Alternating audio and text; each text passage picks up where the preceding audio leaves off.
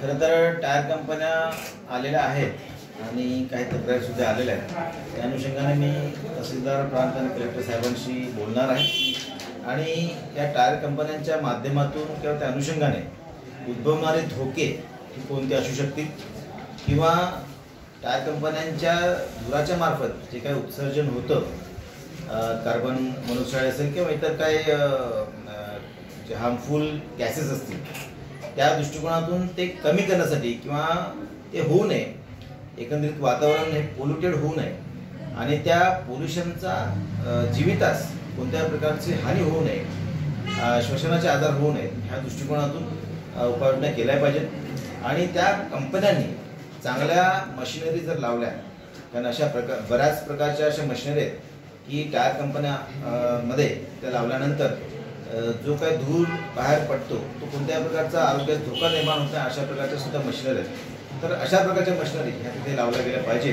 जेणेकरून त्या पुढच्या उपाययोजना ह्या टळल्या जातील आणि आरोग्याचा धोका जो काय जनसामान्यांना निश्चितच हा कमी होऊ शकेल। सर, आपल्याकडे मोठ्या प्रमाणात उत्खनन सुरू आहे, पण हे उत्खनन होत असताना जे काय हवेचा जो दर्जा आहे हा खालवलेला आहे।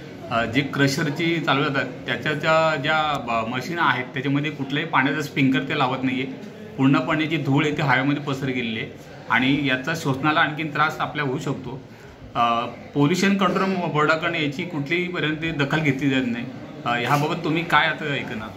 प्रदूषण नियंत्रण मंडळाला याबद्दल मी निश्चित सूचित करेन आणि जे काही मार्गदर्शक सूचना त्या संबंधित कंपन्यांना द्यायच्या असतील त्या द्यायला लावू आणि त्यांनी सगळ्यांनी त्या संबंधित निर्देशाप्रमाणेच काम केलं पाहिजे, ह्या दृष्टिकोनातून उपाययोजना केल्या पाहिजेत आणि या संबंधित माननीय जिल्हाधिकारी साहेब यांच्यासोबत मी सुद्धा वार्तालाप करेन।